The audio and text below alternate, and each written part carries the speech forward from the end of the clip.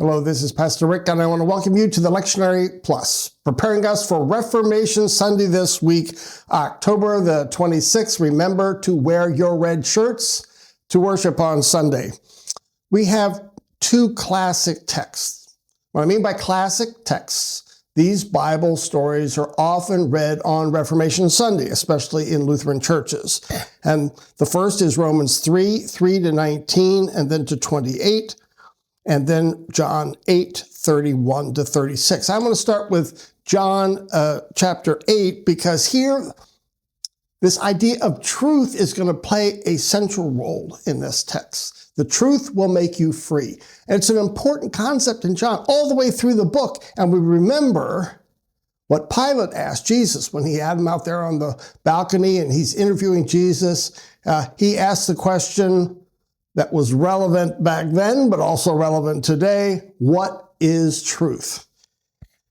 Before we get at that question, three contextual related issues I think are important to raise up. Three different contexts that will help frame this text for us on Sunday. The first is, you can read John 7, and there are a series of debates and discussions and tensions in John chapter 7. It's with Jesus' brothers, the Pharisees, the chief priests, the temple itself, and the crowd. All these people are wrangling with Jesus in 7, and that summarized that whole group as, and here's the question, what?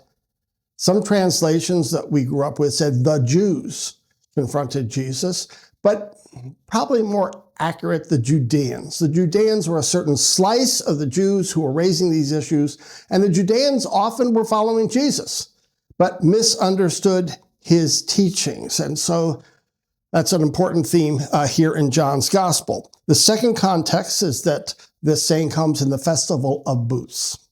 Now, it's a Jewish festival. For us Gentiles, that probably doesn't mean a lot, but it would be like our 4th of July. In a sense, it's Independence Day.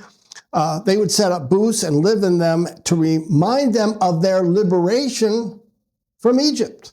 And when they were out in the wilderness, Moses had taken them out of Egypt. That was liberation. And so often when they celebrated this festival of booths, Sukkot, well, it was politically charged, and often violence would break out at this time, especially in this era against the Romans as oppressors, because then the question is, how will we be liberated today like Moses liberated us back then? And of course, that raises the question to Jesus, are you the Messiah? Will you liberate us from Roman oppression? Those are hot questions during the Festival of Booths. And the third, when John wrote the gospel later on, it was in a period of political tension between the destruction of the temple in 70 and 135, where you had this big revolt, really, by Bar Kokhba revolt, and got smashed again by the Romans. So John, when he writes this, he's lifting up some of these themes about freedom and the truth will set you free and that Jesus is a different type of liberator. He's raising them up because those are the questions of the day, not just back in Jesus' day, but then as John wrote his gospel. All right, so, yeah, does violence liberate? People in this story think so. We remember before Pilate, they called for Barabbas, right, who was an insurrectionist. And they said, well, if Jesus won't liberate us, then we want Barabbas to be freed.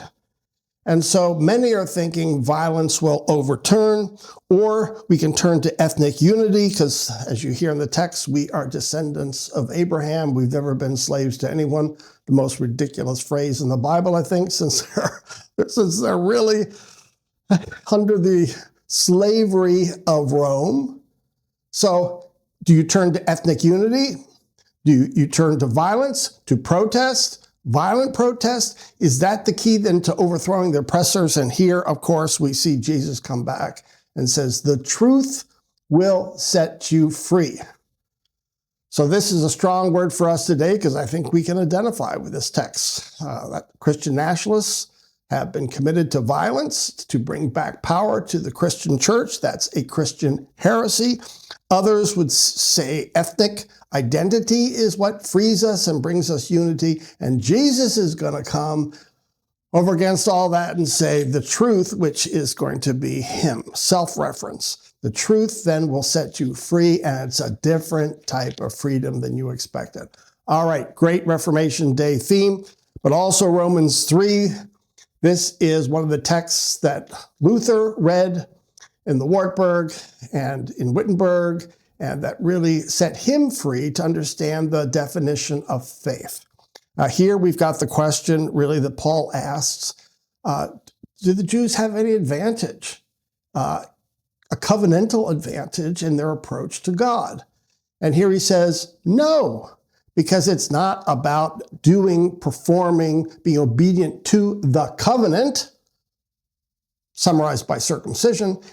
He said, we are all under the law. The law has been written into our hearts. And the idea here is everyone is condemned by that law. We're all sinners and we all have come short of the glory of God. So what gets us God's favor? And here Paul makes this great argument about faith saves. So he turns to Abraham and the story that Abraham, flawed as he was justified before God because he believed God's promise. You go to the promised land. He left his homeland and went then to this new land. And it was that faith which saved him. He says the same thing about us. Finally, God is faithful to God's covenant. That's the promise. God's favor, God's blessing all comes to us through Christ, what he did to us on the cross and for us in raising from the dead. And that victory is what we cling to. That's the promise. Just like Abraham clung to the promise, we cling to it too. So these are great Reformation texts where we're going back really to these core biblical truths, which indeed set us free.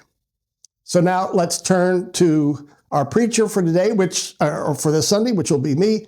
What themes might I be lifting up on Sunday? Let's shift over right now. All right, for Sunday, we have these classic texts, which go to the heart, go to the real foundation of the Protestant church, to Lutheranism. And we talk about faith and the power of faith, or as John puts it, the power of truth. So we have these themes of truth leading to freedom, also leading to God's favor or God's blessing that we receive in Christ. And especially in John's gospel, it all goes back to truth, which is been so critical. Now, I don't know about you, but sometimes when we talk about truth, we can get cynical. We can say things like, well, whose truth are you referring to? And we all know this. We've been in discussions about politics, let's say, with relatives, and we can't even agree on the facts.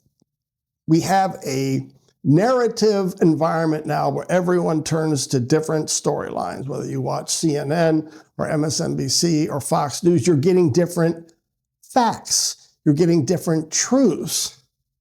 And so if you haven't watched everything, what is truth? Or I know I heard someone the other day say about life, you have to live your own truth. Oh, well, if everyone's living their own truth, then that's really an abuse of language because truth should be singular. So here Jesus, here in our story of John, goes to truth and says, when you talk about truth, I am the truth, the way, the life. No one comes to the Father but through me. And so the key to truth is it's the wellspring of breaking through to this idea of freedom. That's a political idea in John, not just a spiritual idea, and also to the blessings of grace. And so like any anniversary, every time we celebrate the Reformation, we want to go back to these foundation ideas. What is truth? How does Jesus relate to the truth? And how does that liberate us and open us up to God's grace? All that is how we celebrate Reformation Sunday. Wear your red shirts. Don't forget to wear your red shirts. But as important, prepare yourself to go back to the basics of the faith, of how we receive all blessing in God's favor, based on what God did for us through Christ. It's at the center of the Reformation. It's the center of our Lutheran Church. It's the center of every sermon. It's the center of all our prayers. We always depend on Christ. Those are my initial thoughts. Join us Sunday for worship. Wear your shirts. Bye-bye now.